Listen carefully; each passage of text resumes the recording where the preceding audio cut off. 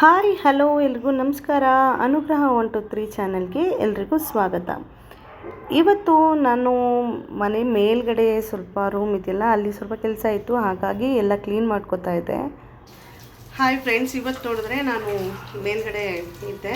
So ಅಷ್ಟರಲ್ಲಿ ನನ್ನ ಮಕ್ಕಳು ಸ್ನ್ಯಾಕ್ಸಿಗೆ ಏನೋ ಮಾಡ್ತಾ ಇದ್ದಾರೆ.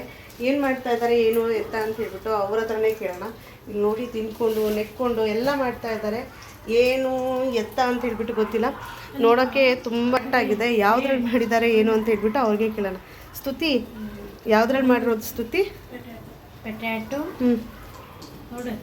ಪೊಟ್ಯಾಟೊ ಒಂದೇನಾ? ಮತ್ತು ಈ ಥರ ಎಲ್ಲ ಉಂಡೆ ಮಾಡಿ ಇಟ್ಕೊಂಡಿದ್ದಾರೆ. ಇದು ಮಿಕ್ಸಿಲಿ ಗ್ರೈಂಡ್ ಮಾಡಿದ್ದಾರೆ. ಏನು ಮಾಡಿದ್ದಾರೆ ಅಂತ ಹೇಳಿ ಗೊತ್ತಿಲ್ಲ. ಹೆಂಗೆ ಮಾಡೋದು ಸ್ತುತಿ ಇದೆಲ್ಲ? ಹಾಗೆ ಇದನ್ನು ಕೇಳ್ತಾ ಇರ್ಬೇಕಾದ್ರೆ ಅವರು ಸ್ವಲ್ಪ ಶೈಯಾಗೆ ಹೋಗು ಮಮ್ಮಿ ನಿಂದೊಂದು ಅಂತ ಹೇಳಿ ತಮಾಷೆ ಮಾಡಿಕೊಂಡು ರೇಗಿಸ್ತಾಯಿದ್ರು. ಸೊ ಇದಂತೂ ಎಷ್ಟು ಕ್ರಿಸ್ಪಿಯಾಗಿ ತುಂಬ ಅಂದರೆ ತುಂಬ ಚೆನ್ನಾಗಿಯೇ ಮಾಡ್ತಾಯಿದ್ರು.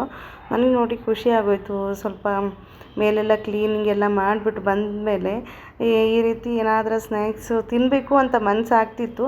ಅಷ್ಟರಲ್ಲಿ ಏನಪ್ಪ ಮಾಡೋದು ಅಂತ ಕೆಳಗೆ ಇಳಿದು ಬಂದರೆ ಆಲ್ರೆಡಿ ನನ್ನ ಮಕ್ಕಳು ರೆಡಿ ಮಾಡಿದರು. ನನಗಂತೂ ಬಹಳನೇ ಖುಷಿ ಆಯಿತು. ಅದ್ರ ಜೊತೆಗೆ ಬ್ರೆಡ್ಡು ಮತ್ತು ಬಟರ್ ಕೂಡ ಹಾಕಿ ರೆಡಿ ಮಾಡಿ ಇಡ್ತಾಯಿದ್ರು. ತುಂಬ ಹೊಟ್ಟೆ ಹಸಿವಾಗಿ ಹೋಗ್ಬಿಟ್ಟಿತ್ತು. ಇದು ಯಾವಾಗಿನ ಬ್ಲಾಗ್ ಅಂತ ಹೇಳಿದ್ರೆ ಸ್ಯಾಟರ್ಡೇ ಬ್ಲಾಗು. ನನಗೆ ಎಡಿಟ್ ಮಾಡೋದಕ್ಕೆ, ವಾಯ್ಸ್ ಓವರ್ ಕೊಡೋದಕ್ಕೆ ಟೈಮ್ ಆಗಿರಲಿಲ್ಲ. ಸೊ ಹಾಗಾಗಿ ನಾನು ಇವತ್ತು ಅಪ್ಲೋಡ್ ಮಾಡ್ತಾಯಿದ್ದೀನಿ. ನೋಡಿದ್ರಲ್ಲ ಎಷ್ಟು ಚೆನ್ನಾಗಿ ಒಬ್ರಿಗೊಬ್ರಿಗೂ ಸಪೋರ್ಟ್ ಮಾಡಿಕೊಂಡು ಏನಾದರೂ ಸ್ನ್ಯಾಕ್ಸ್ ಎಲ್ಲ ಮಾಡಬೇಕು ಅಂತ ಹೇಳಿದ್ರೆ ಈ ರೀತಿ ಒಟ್ಟಾಗಿರ್ತಾರೆ. ಇಲ್ಲ ಅಂದರೆ ಕಿತ್ತಾಟನೇ ಸರಿ ನಮ್ಮ ಮನೇಲಿ. ಇವರಂತೂ ರೆಡಿ ಮಾಡಿ ಇಟ್ಟರು. ಎಲ್ರಿಗೂ ಪ್ಲೇಟ್ಗೂ ಕೂಡ ಅವರೇ ಸರ್ವ್ ಮಾಡ್ತಾಯಿದ್ರು. ನನ್ನ ಮಗ ಅಂತೂ ವಾವ್ ತುಂಬ ಚೆನ್ನಾಗಿದೆ ಅಕ್ಕ ಅಂತ ಹೇಳ್ತಾ ಇದ್ದ. ಅವನಿಗಂತೂ ಬಹಳನೇ ಇಷ್ಟ ಆಯಿತು ಅಂತಲೇ ಹೇಳ್ಬೋದು.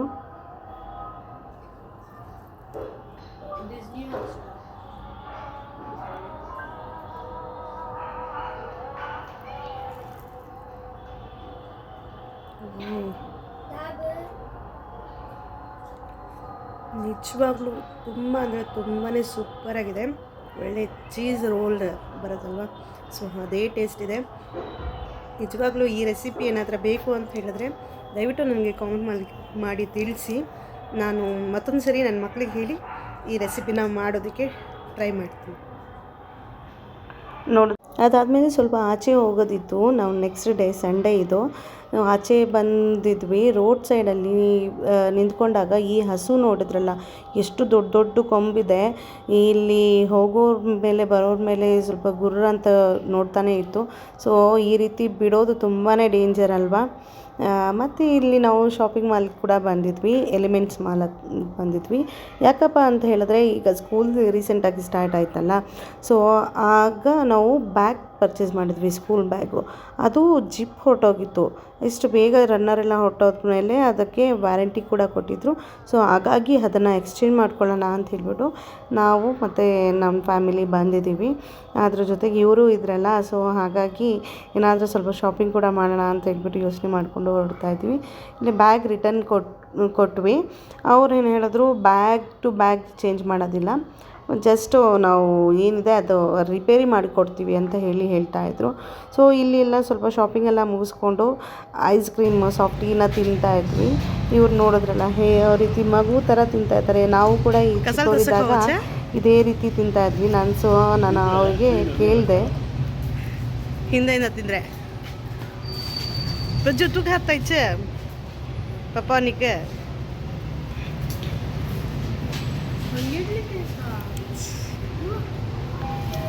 ಎಲ್ಲರೂ ಇದೇ ರೀತಿ ತಿಂತಾಯಿದ್ರು. ಇದೇನಪ್ಪ ಚಿಕ್ಕ ಸ್ಟವಲ್ಲಿ ಅಡುಗೆ ಮಾಡ್ತಾಯಿದ್ದಾರೆ ಅಂತ ಅಂದ್ಕೊಂಡ್ರ.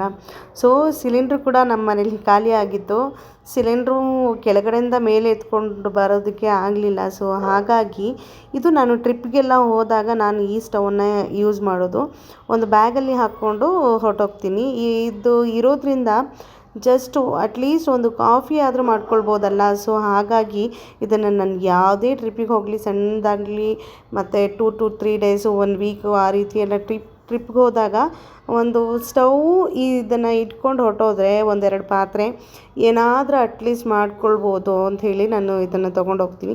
ಅಟ್ಲೀಸ್ಟ್ ಮಕ್ಕಳಿಗೆ ಆವಾಗಲೇ ಹೊಟ್ಟೆ ಹಸಿವಾಗೋದು, ಹೋಟೆಲ್ಗೆ ಹೋಗೋಣ ಅದು ಇದು ಅಂತ ಹೇಳ್ತಾರೆ. ಜಸ್ಟ್ ಒಂದು ಹಾಲು ಕಾಯಿಸ್ಕೊಟ್ರೂ ಎಷ್ಟೋ ಇದಾಗುತ್ತಲ್ವ.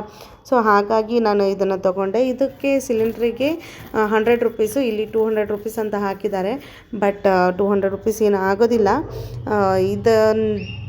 ಇದು ಸ್ಟವ್ ಪರ್ಚೇಸ್ ಮಾಡಿದಾಗ ಸ್ಟವ್ ರೇಟ್ ಬಂದುಬಿಟ್ಟು 1000 ರುಪೀಸು, ಇದೊಂದು 100 ರುಪೀಸು.